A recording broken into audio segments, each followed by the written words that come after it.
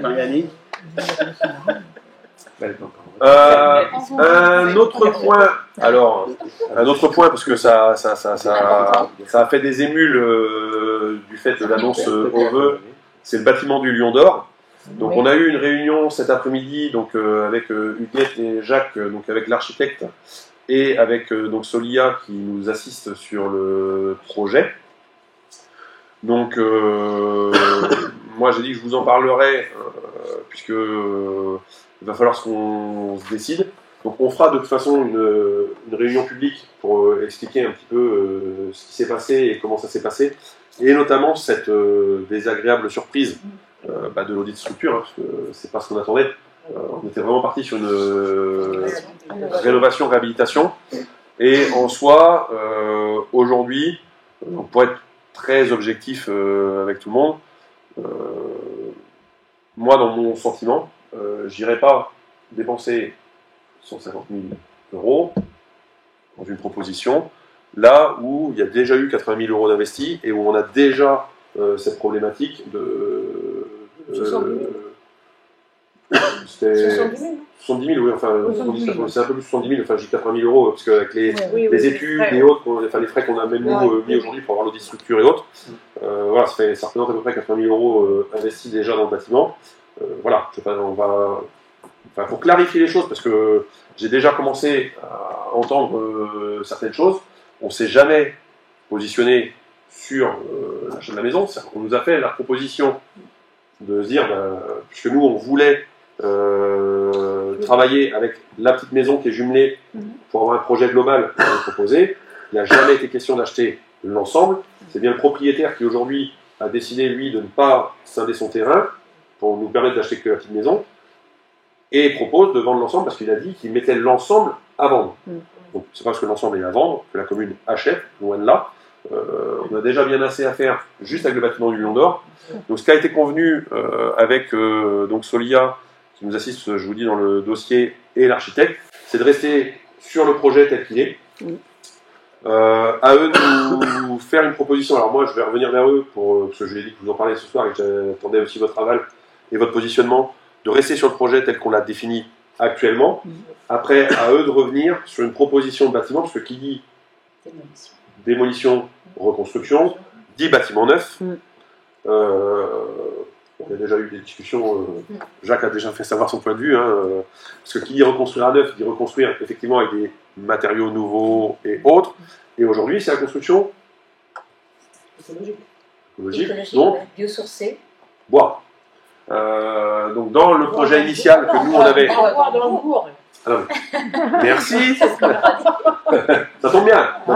J'ai dit que je vous en parlais. Donc effectivement, en fait, nous on a dit que le projet sur lequel on était parti, c'était une réhabilitation du bâtiment, donc on était bien sur la conservation de l'enveloppe, et donc un aménagement de logement à l'intérieur. À partir du moment où on part sur un bâtiment neuf, c'est un autre portage. Il n'y a pas de raison qu'on évolue sur ce qu'on envisage, c'est-à-dire sur le principe des logements, de la salle associative et autres. C'est juste que là, il va falloir qu'il y ait des discussions avec l'architecte pour qu'on trouve un terrain d'entente. Parce que, donc lui, il a son discours de spécialiste, puisque c'est son métier d'architecte. Donc lui, le bâtiment, parce que même Huguette lui a dit, bah oui, mais le bâtiment, il est enduit, donc on pourrait très bien rester sur un bâtiment enduit. Il dit, bah oui, mais moi, si on part sur des matériaux nobles, et je ne pars pas sur du parpaing, pour l'enduire. Alors, parce que, effectivement, nous, on a notre vision d'utilisateur, on va dire, d'habitants de la commune qui fréquentent le bourg. Lui, il dit non, il dit, vous avez un bâtiment en pierre. Donc là-dessus, Jacques, qui est aussi très intéressé dans tout ce qui est patrimoine et autres, était d'accord avec l'architecte en disant oui, c'est un bâtiment en pierre, donc il espérait le revoir en pierre, sauf qu'il a dit oui, mais si on fait un bâtiment en pierre, c'est plus la même. Voilà, moi, l'architecte a dit moi je veux bien vous le reconstruire en pierre, mais il a bien dit de le reconstruire en pierre. Voilà. Donc il dit on ne sait pas ce qu'on va déjà trouver derrière le crépi et autres. Donc, mais c'est démoli. On peut remonter des pierres devant. Du parement, c'est ça, oui. On est d'accord. C'est ce que Jacques a dit. Sans faire de... Jacques a dit. Bon, hein, Jacques a dit, on fait en pierre. L'architecte a dit, oui, mais même du parement, ça reste très cher. Voilà. Donc,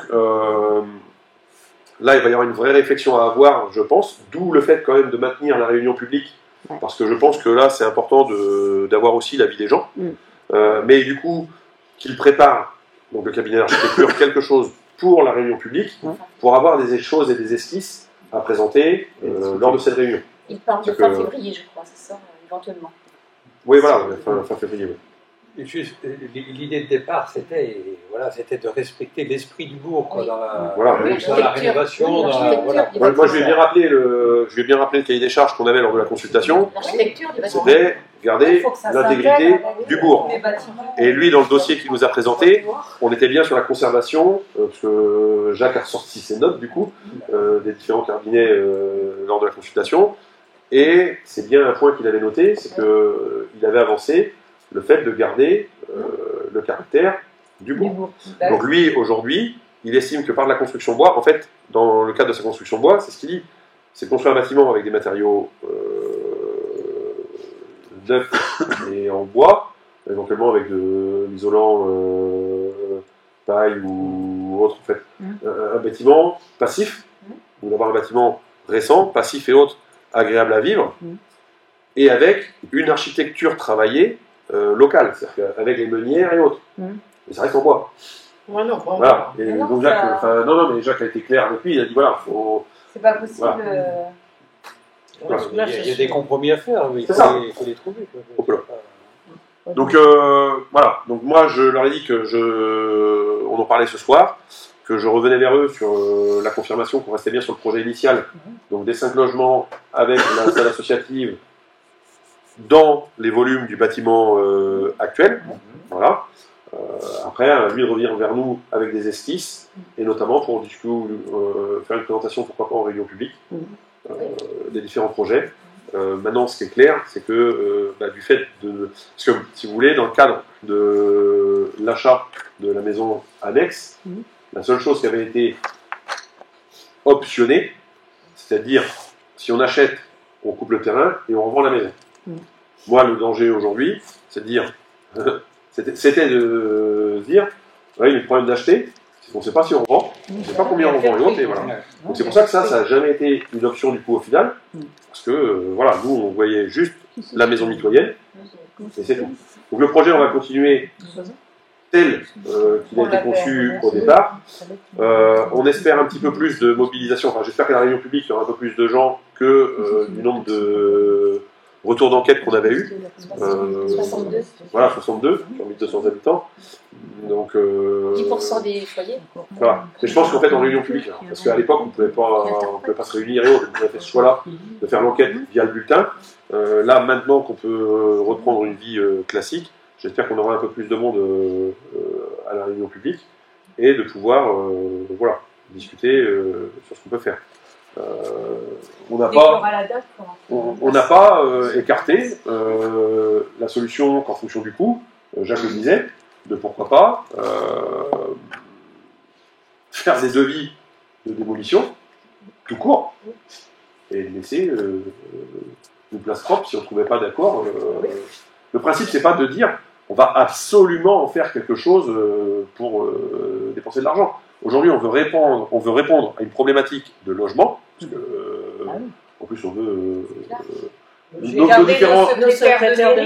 différents agents et autres ont suffisamment évoqué la difficulté à se loger.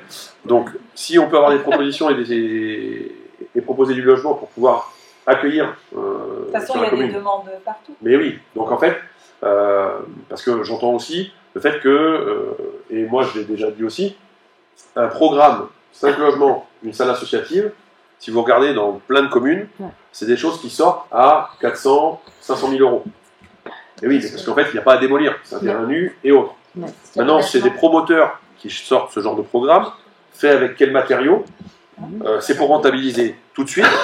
Nous, on n'est pas sur une rentabilité immédiate. Le principe, c'est bien de faire des logements et d'avoir à terme une rentabilité, parce que certes, c'est un coût qui va être investi, Mais il va y avoir quand même des loyers en face, et c'est proposé d'avoir un avenir sur le bâtiment. Sur le parking, c'est pareil, ça ne sert pas à grand-chose. Donc voilà. C'est bon pour vous? On est d'accord sur le principe? Je fais ce retour, moi, donc à Solia et à l'architecte, et puis on se donne rendez-vous sur ce dossier-là à la réunion publique. Fin février, début mars, je pense. Hein. Ouais, on va voir avec l'architecte, ça, ouais. Et puis programmer. Il faut pareil informer la date assez rapidement, et puis voilà. Donc voilà pour moi.